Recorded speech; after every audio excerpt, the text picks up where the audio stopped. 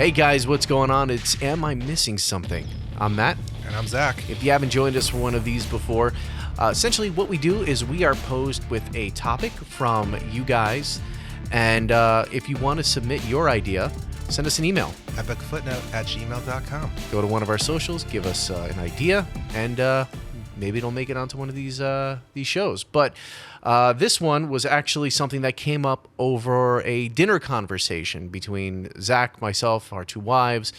First off, the cat's out of the bag. We're both married, so ladies, hands off. Or fellas. Hey now. Before we get into some hot topics that we don't want to get into, we were actually talking because we go to a fair amount of concerts, and there's always some sort of cliche that happens at a concert that we're always like, where did this come from? Like, who said this? Why was this ever made to be a cliche that you're not supposed to do something at a concert? And then even vice versa, it's like, well, why do some people ignore this cliche? Why do some people do it? Like, it's just one of those, like, and I think that's just a sign that we go to way too many concerts. Probably. Live Nation, you're welcome. Gotta buy stock in Live Nation. Yeah, you really should. Diversify that portfolio. Yeah, really. Anyway, All those so fees. What are we talking about today? We are talking about, am I missing something about concert cliches? So I think, honestly, the first one that I want to talk about, because I think we could actually do a full episode even just about this, concert T-shirts. Wearing the shirt of a band that you're seeing live. So imagine you're at a Metallica show, and you're literally surrounded by people wearing Metallica T-shirts. Now, in most circles, that is a huge no-no. I'm gonna throw the first. I'm gonna cast the first stone on this one. Ow! I'm gonna say You hit me with that a stone. Why? because I got 16 of them. Ooh. Oh, did you just make a Bush reference? Yes, I did. Ugh. So I'm gonna say, and this is gonna go against a lot of what I've said in the past, but I feel like it's okay to wear that concert T-shirt. Because I'm conflicted about this rule too. And I think first I'm conflicted because I'm like, wait, where did this rule even come from? And the only thing I can think of is like where I first heard this rule. Ever see the movie PCU? I've heard of it. So it's basically, imagine like an Animal House style college comedy that was from 1994. It starred Jeremy Piven, David Spade. Jeremy Piven plays the leader of this like alt-rock dorm that's on campus, a bunch of partiers who are at war with the prep fraternity. You're making it sound like I really need to watch this because this sounds pretty good so far. It's actually, it's one of those, I don't think it was a huge hit, but Comedy Central, for whatever reason, always had it on TV. Would you say this is on the level of Airheads? Yes. Okay. Maybe right underneath Airheads. Okay. In So fact, then I you gotta can watch it. probably, if you still have a DVD player out there, you can probably buy like one of those like DVD packs of like multiple movies. I'm pretty sure Airheads and PCU will come together. But so the reason why I bring this up, it's like, so Jeremy Piven's the leader of this fraternity that's like more into like the rock and grungy kind of scene and just the outcasts of this preppy, all elite university. And they're on, they're close to being expelled from the campus. And John Favreau is in this as well. And there's a scene where Jeremy Piven approaches him and John Favreau is like in his room, like doing a fake mosh pit, getting ready for the show he's about to see. He's going to see the Melvins, but he's wearing the Melvins t-shirt. And Jeremy Piven just ostracizes him going, wait, you're seeing the Melvins tonight. Why are you wearing their shirt?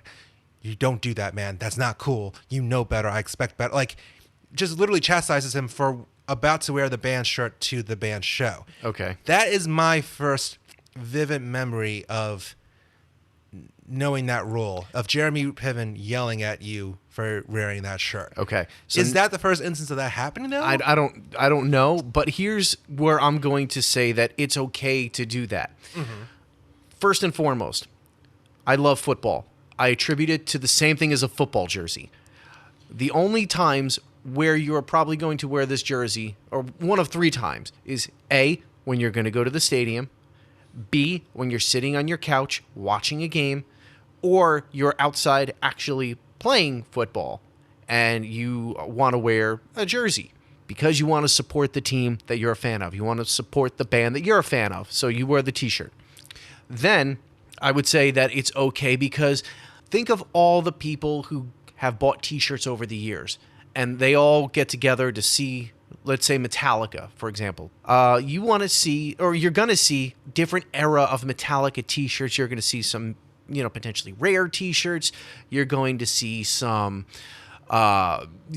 new t-shirts. You're going to see t-shirts from the show that you're at. I am also a very big advocate of if you buy a t-shirt at a show, it's okay to wear it because that means you don't have to carry the damn thing. When I've asked people about that, that's a big role. Like, okay, like a pass. Like, yeah, because you just bought it. Where else are you going to hold it? Okay. However, the one instance where it is not okay to wear a t-shirt of the band that you are going to see comes like in two parts. One, you bought it just because you're going to the show and you know nothing of the band.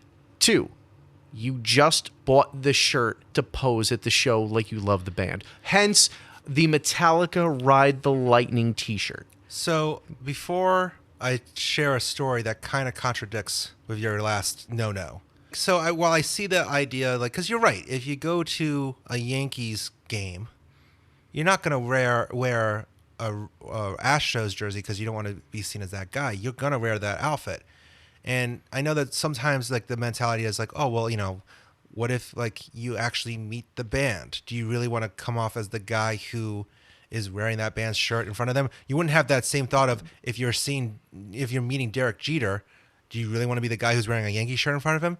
Well, I completely agree with you because Metallica fans, because I follow them on Instagram, they always show signings. And guess what? Everybody shows up in Metallica t-shirts with Metallica memorabilia because they want to get it signed. And the same thing goes for Iron Maiden. I mean, I think a lot of people agree that like Iron Maiden, you can definitely wear a shirt of theirs to their shows. But with that said, do we think it's tacky though? It's only tacky if you don't know the band. That's like the last piece of what I just said. I think maybe it's just like it depends on the shirt. So now to that point though, I do have to, and this is where I give a shout out to my mom. I give a pass on if you don't really know the band, but you still wear the shirt. She's a child of the 60s, so she loved going to concerts with me at a young age. And even as I got older, I enjoyed going to concerts with her. She just enjoys shows. But at a young age, I'm pretty sure the first time this happened was we went to see System of a Down together. One of the bands I got her hooked on, which is a big accomplishment. And she was wearing this Slayer t-shirt. And literally every time we'd be walking around the arena, there'd be some drunk guy going, Slayer, at her. And she loved it. She'd be like, yeah, Slayer, like showing a peace sign at her, not realizing it's the wrong sign. I couldn't. And so literally, because of that experience, she loves wearing this Slayer shirt, even to like to a Slayer show. And we'd be like, oh, is this an okay concert I can wear my Slayer shirt to? There's one moment where I took my mom to go to Ozfest. We're kind of like rushing, and she couldn't find her Slayer shirt. She's found it since, but she couldn't find her Slayer shirt. And I'm like, Mom, we have to go. She's like, no, but I have to find my Slayer shirt. Mom, just wear this Guns N' Roses shirt. She turns to me, mortified, going, but it's not the same. And then we get to the concert. She finally got to the concert in her Guns N' Roses shirt. And we're in line to get food. And this young couple's like, oh, nice Guns N' Roses shirt. She's like, Mom, the nice young couple gave you a compliment. What do you say? She's like, thanks, but I got a cool Slayer shirt at home. I'm like, Mom, we're going to go back home if you keep this attitude up. And even to like Slayer show, like, because she even seen Slayer 2 times. How many of you can say that your mom's seen Slayer more than once? Yeah, I'm cool. And everybody on the internet. So like I break the rule for her. It's like, all right, Mom, you've earned the right to wear a Slayer shirt to a Slayer show. Would you say that the rule applies to my mom then? That she should not be wearing a Slayer shirt to Slayer? Even though, because it's not like she knows, Seasons in the Abyss back to, from front to back. I'm pretty sure she doesn't even know who Kerry King is or what he looks like. Does she enjoy the music? She enjoys the experience.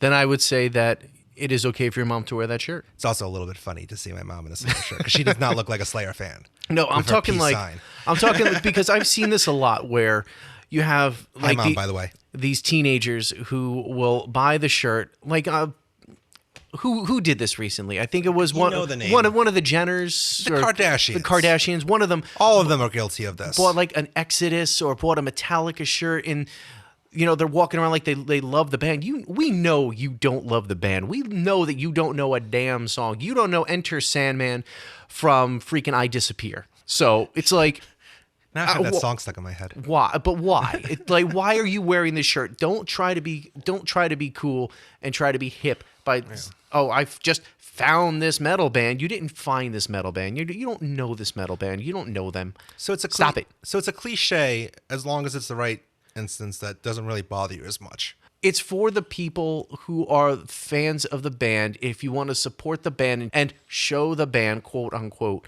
that you follow them for a long time, you've supported them for a long time. Like if you just found Metallica on Hardwired and you bought a Hardwired t-shirt, that's okay to wear it to the tour because that's the tour that they're on and that's when you found them and you're really excited. I still think that's kind of tacky though.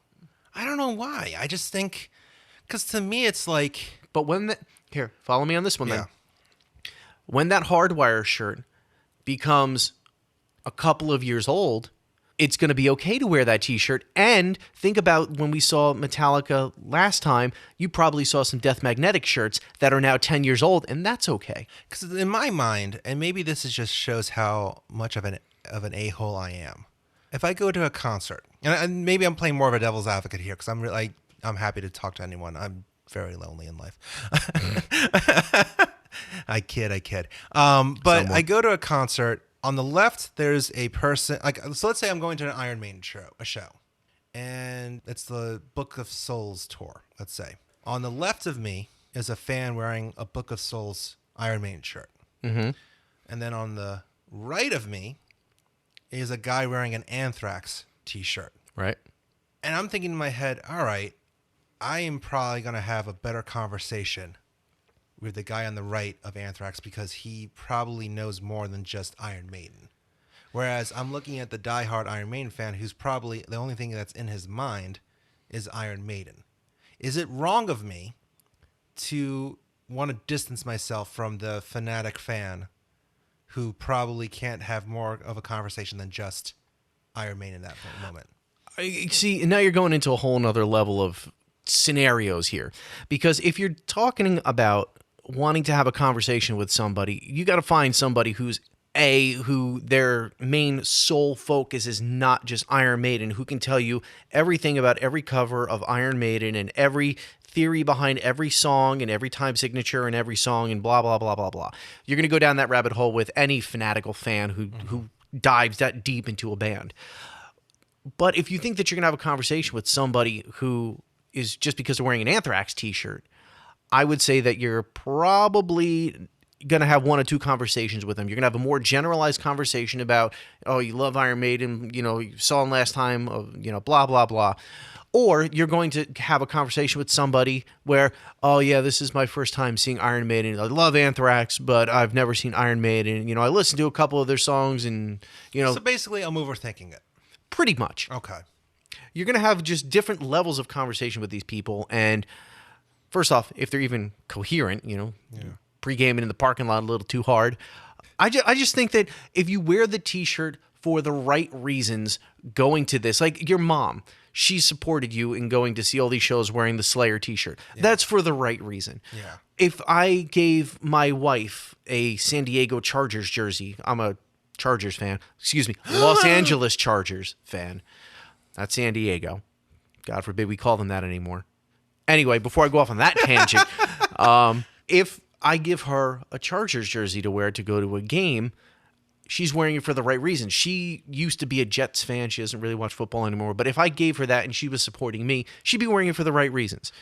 She might not know all the Chargers players. She might not know everything about football. However, she's wearing it for the right reason. I think that sports analogy is interesting because I agree and disagree with that at the same time. Because I get it that, you're going to a sports game showing support for the team. But is that really the same as a concert? Yeah. You are supporting a major conglomerate.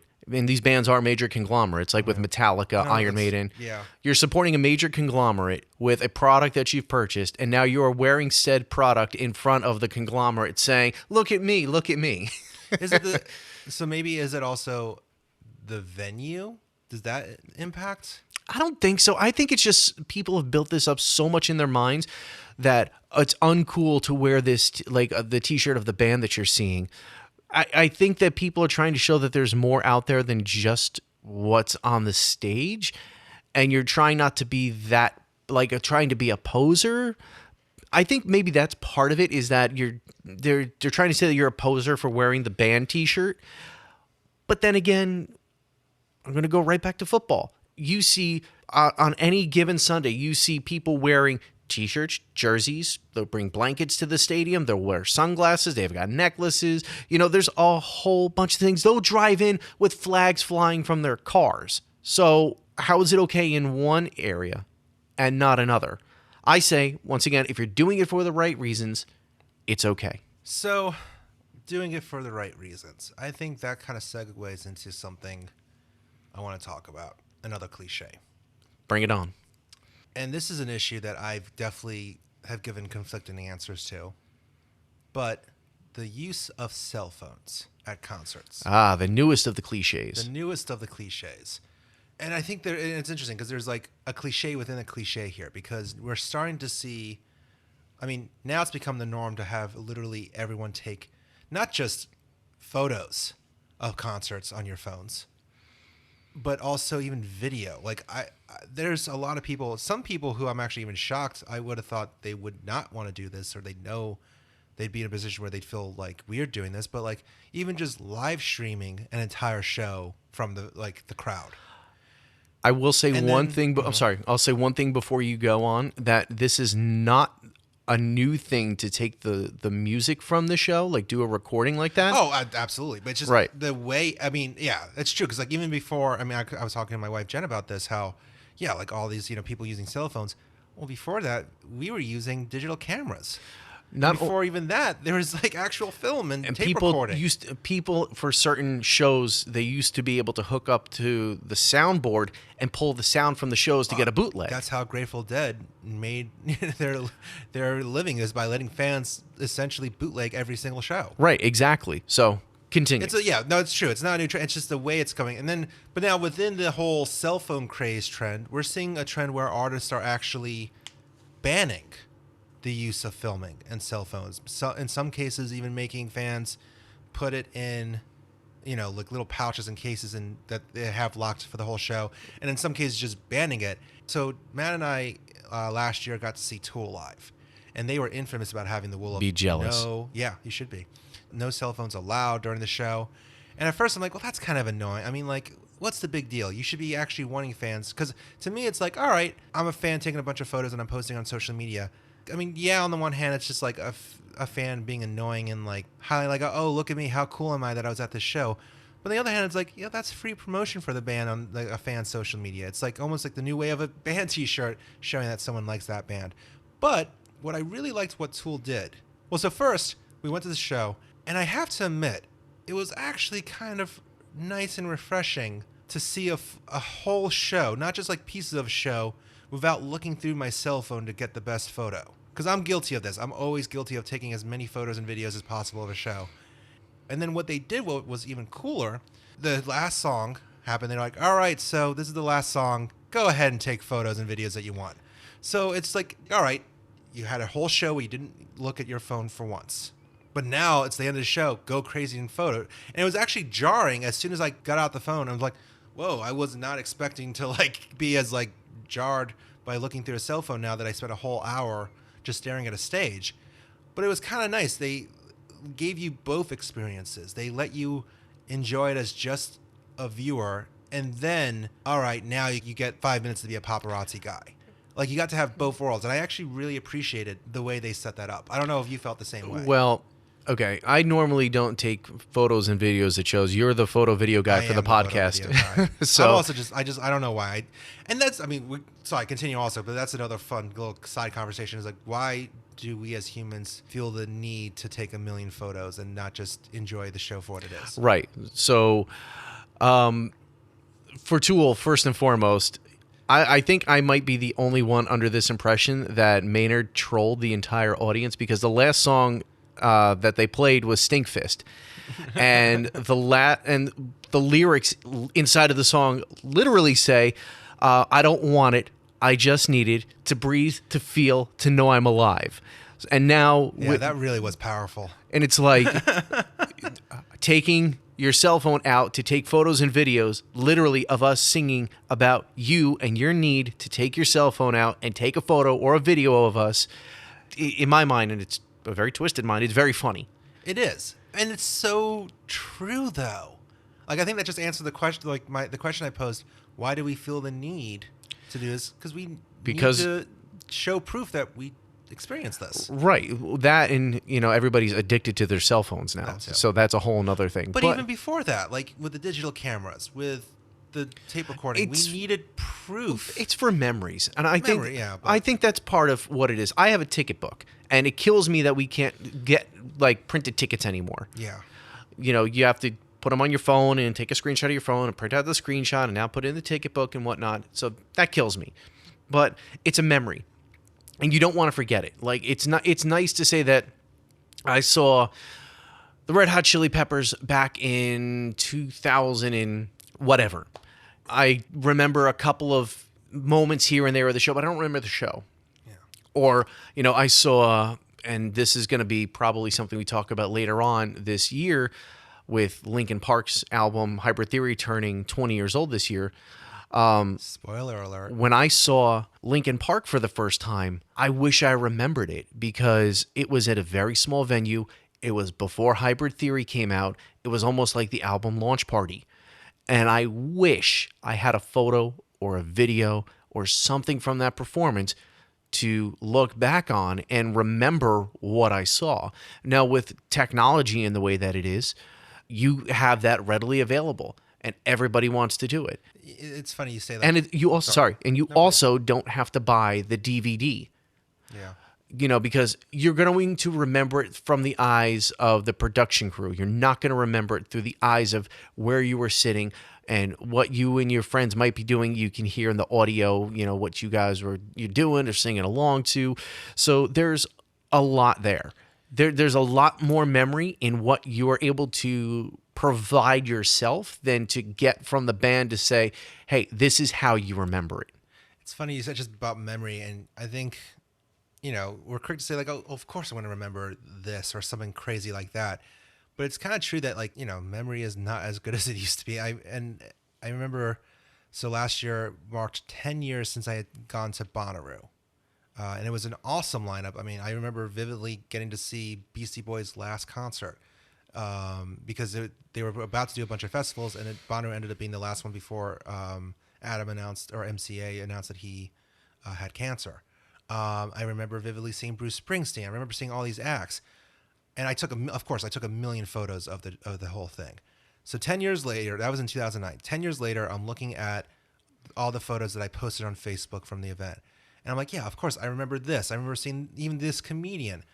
And then I'm looking through the photos. I'm like, wait, is that Amy Schumer?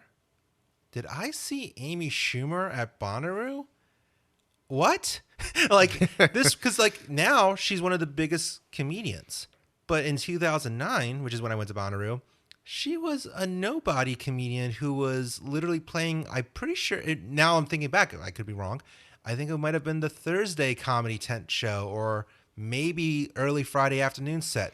So I'm like, wait, I don't remember seeing Amy Schumer at all. But I have a photo of that's Amy Schumer on stage at Banter. Like, what the hell? Like little things like that. Like, so it's true. Like, it helps to have those kind of photos. It is. Even though, ironically, you spend so much time trying to get that right photo, and it's still not good compared to what the memory. Exactly. And one of the other things, going back to what I said originally, that this isn't anything new, where people pull the audio from the soundboards, is I remember very vividly at Iron Maiden when we were there, there was a guy to our right, and he had one of those dual microphone recorders just recording the audio, and he's just sitting there the entire show just recording it, doing the same thing. It's not a photo, it's not a video, he's just recording what he can. Yeah. So I think that and once again, am I missing something about like this type of cliche? I think I'm not missing it. I think it's just more distracting now than ever before because A, it's in your face. B, people have, the screen lit up, so it's affecting the entire audience. And everyone can do it now. And everybody can do it, right? It's not just, hey, get your lighters out. Put your lighters up because, okay, but you're a smoker, or you bought a lighter before the show because that's probably what's going to happen. And, that's a cool moment in the show. Now it's okay. Everybody at the opening song, take your phone out, start taking photos and videos, and just the whole place is lit up. And then later on in the show, it's okay.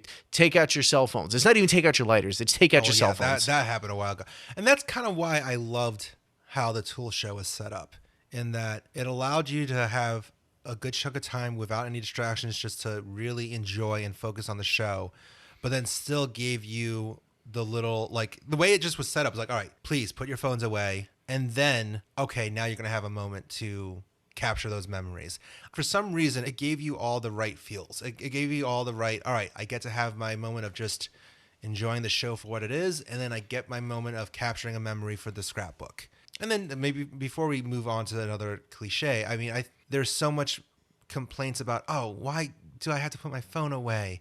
I should be able to look at my phone during the concert. If you compare concerts to a Broadway show, you're not allowed to have your phone out and take photos of it. It's absolutely unacceptable. The venue has every right to kick you out of the theater if you start taking a video of it. So then why is it unacceptable at a Broadway show, but then acceptable at a concert? This is very true. I'm not even going to try to argue that because it really shouldn't be the same thing. Or you mean it should be the same? No, well, from the perspective of out of respect to the performers. Yeah. I think people often don't think of it the same way because you're at a rock concert. It's loud. There's bright lights flashing everywhere. The artists are less likely to be distracted than at a Broadway show because it's very quiet. There's not many flashing lights. A lot of people are there taking it very seriously. I just think it's a very different feel, and people don't equate it to be the same. At acoustic shows, I feel like people still do a million photos. They do. Absolutely, they do. And that's going to be, distracting to the artist. I don't know. I think it's just interesting. Like, I'm not saying I agree or disagree. I'm just like, I think it's interesting that. I think because it's always such contrasting. Because it's always been okay, people will have a problem if you try to take away from it. Like I said, people are used to, people know that, like the Grateful Dead, they did the audio thing years and years and years ago. And you still have that ability to do all of that today. And in a concert, it's kind of like a special environment where people feel like, I can still do this stuff. And if you tell me no, well, why no? Why now? Yeah. Whereas Broadway or theatrical plays, it's always been that way because it's always been a more upper class thing to go to throughout history. And the upper class, they had the money to go, time and time and time again to these types of events. Whereas the common folk, maybe every once in a while got to go and, maybe they tried to sneak a picture here or there and whatnot. But that's the only thing that I can equate it to. So I think, long story short, we can just blame the Grateful Dead. Yeah, pretty much. Kind of segueing into another cliche, and you mentioned about Maynard letting the fans start taking photos. Right. One topic I know that you want to talk about, and maybe I'll let you intro it, is stage banter. Yeah, so stage banter is kind of a cliche from the other side of the stage.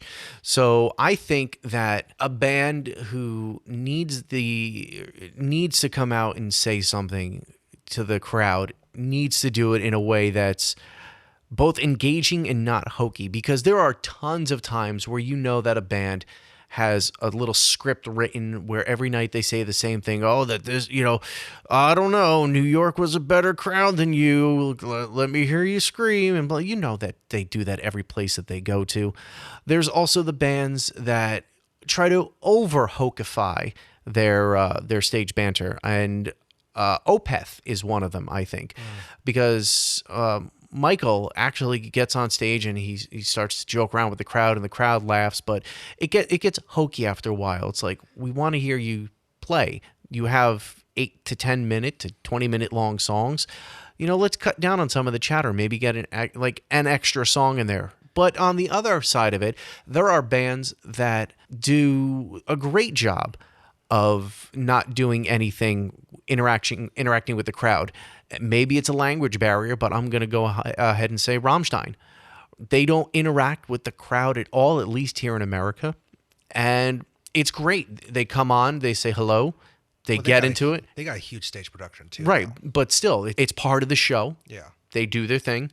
I don't even know if they say thank you, but at the end of the performance, they just take a bow and wave to everybody and walk off stage. They don't stop the show and say anything, and it works so well. Whenever I think about stage banter, I think of the Mitch Hedberg joke when he talks about going to see Monster Magnet. And the singer goes, "How many of you feel like human beings tonight?" And then the singer going, "Now how many of you feel like animals?" And Mitch is going, "Everyone cheered for the animals part. I didn't hear that second part. I cheered for the human beings part because, yes, I do feel like a human being. I don't feel like a tree. I feel like a human." Like, so it's just like really kind of like funny, just like, especially in his tone, just talking about that. And it's like kind of one of those like cheesy examples too. It's like, all right, yeah, we get it. You're trying to get the crowd wild up here, but how many of us really feel like animal? Like, just play. Don't try to be a whole rock star. And then when I think about even just stage banter, I'm pretty sure we might have talked about this when we reviewed the Dirt Netflix movie, but it still stands out. And it's part of the reason why I kind of lost interest in Motley Crue from the get-go. I saw them play Madison Square Garden on the quote final tour. Which one? The one in 2014 and the one that was supposed to be the final one. Yeah, that lasted. And it's 5 songs in. Vince Neil, I mean, yeah, we get it. Vince Neil needs a break because he can't really run around stage anymore without losing his breath. So suddenly Nikki Sixx takes the microphone, which is, first off, no offense to the other musicians on stage, but if you're the bassist, again, no offense, your role is not to do stage banter. Your role is to play music, not to get the crowd hyped up. Unless you're Geddy Lee. Yes, that's fair. It's the singer's job in most cases. Yes. And that actually drives me more nuts. Sorry, sidetrack. That drives me more nuts than singers going on stage banters. It's when the other band members are the ones talking in between songs. I'm like, no, stop it. Your job is not to tell us about the song. Your job is to play. The singer's job is to connect, if anyone's job is to. Not yours. Stop it. Backtrack. Motley Crue. Mind you, it's a packed Madison Square Garden. And Nikki Sixx goes, "All right, everyone. I want everyone in Madison Square Garden to sit down because I have a story to tell you." And then he proceeds to tell the story of how Motley Crue formed.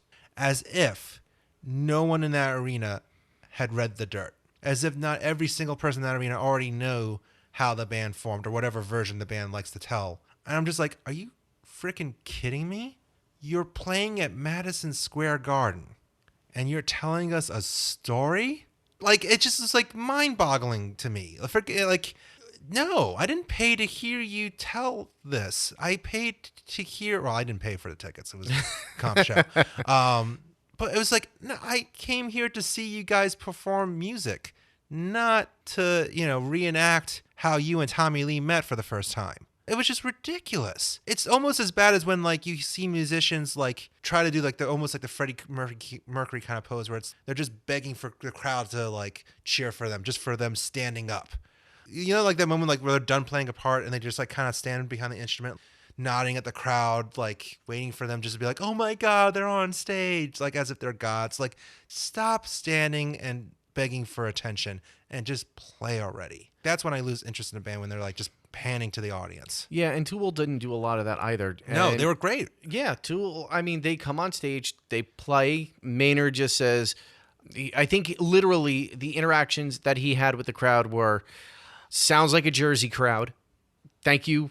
We'll be back. And it's okay to take out your cell phones." Yeah. And that was it. And it's interesting, like, we talked a lot about Metallica and Iron Maiden because, I mean, I think they are two great examples of who put on an amazing show. And Metallica can be guilty of this, too. They are. Especially absolutely. Lars. But you know what? For some reason... James loses, because I have the Philadelphia show he in my got car. distracted a lot during that show. He was like, "Ooh, look, squirrel." Yeah, he got distracted during that show a lot. But you know what? For some reason, it didn't bother me as much. Maybe it's because like they just they put on a huge show. Maybe it's also when you know that a band really is engaged with their fans, like Metallica or even Iron Maiden. You forgive it a little bit because you know that when they're talking to a crowd, they're genuinely talking to a crowd. They're not just going, "Hey, let me check my notes, Charlotte. How's everyone doing?" Like they're literally like Yeah. there, and they know that they're excited. Metallica to be there. is definitely one of those bands because they do a lot of giving back through the All Within My Hands Foundation. So Yeah. you know that they're connected with the community. They're connected with the And Metallica even just family. the So What fan club, like they really are involved in the fan club. And Iron Maiden, they just put on such an enormous production. Maybe it's also like, all right, if I know that this band's putting on a huge production, all right, I'll give them a few minutes to talk because they have a huge set behind them that needs to be set up. They need a little minute to breathe and break. Yeah. Like Bruce Dickinson is running around stage. The man's earned a minute to talk to the crowd.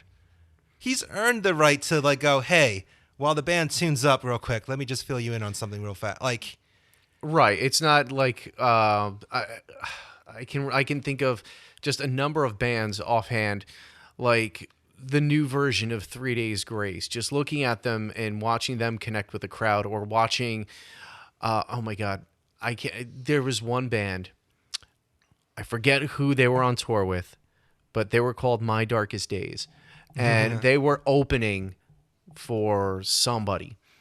Not only are they were a crappy band because the guitar player who has no chops was playing Zakk Wylde's solo with a guitar behind his head while Zakk Wylde's audio played because it was Zakk Wylde's signature guitar sound. oh, that's so cheesy. But they were trying to connect with Madison Square Garden, and it's like, dude, you are so not authentic at all. Why am I going to believe a word that's coming out of your mouth? Yeah. Although, before we put a ribbon on this package, I think that is interesting. So we talk about the stage presence and banter. That kind of leads me into another one of the cliches that we kind of go about. The encores. Is it something that we can do with or without? I think we can do, if the show warrants the band taking a break, I would say it warrants, an encore. But even like, not even necessarily because I get it, taking a break, but then there's some bands who are like, they literally act like, we're done. If you're gonna Bye, walk, everyone. right? If you're gonna walk off stage for 10 seconds and walk right back on, because I've seen that happen. No. Yeah. Fade to black, catch your breath, grab some water, come back. Yeah. Like, If it's you just take- so overdone. Like with Tool, they made a production out of taking time to catch their breath. That was really, really funny. They had a big yeah. metal bead curtain come from the side of the stage into the front of the stage and close off. And then Maynard said, "Thank you, we'll be back." And then they walked off. And then on the projector screen onto the metal beaded curtain was like a 15-minute countdown timer to when they were coming It was back. great. And I respect that. It's like, cool. Now I know I can go to the bathroom, take a quick piss, and then come right back and you'll be back on stage.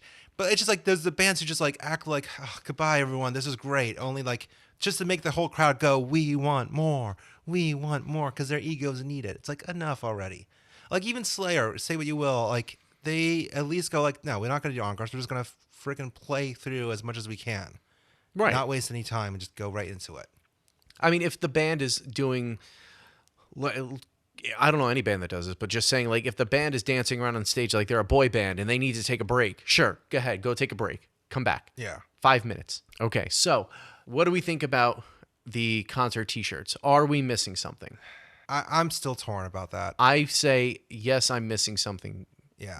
Because I don't. Once again, I don't think that there's anything wrong with necessarily wearing the band T-shirt of the band that you're going to go see if it's for the right reasons. I've definitely gotten softer on that issue. I've softened the stance of, no, you should not do it. I still can't bring myself to do it, though. Okay, I don't know That's why. fair enough. All right, so the next cliche, photos. It's more even specifically digital camera, just cell phones and whatnot. I get it. I get the need for it. I get the desire to do it. But having just seen Tool recently, I like the idea of more bands maybe instilling a policy of, hey, hold off for most of the show. And not to segue into the encores, but and then the last two songs, or when we come back for the encore, that's when you can go crazy. That's when you can, because even if like this is me getting really particular, but I actually always find that the first 3 songs of a set are the hardest to get good photos of. For whatever reason, the lighting just never really transfers well on a camera.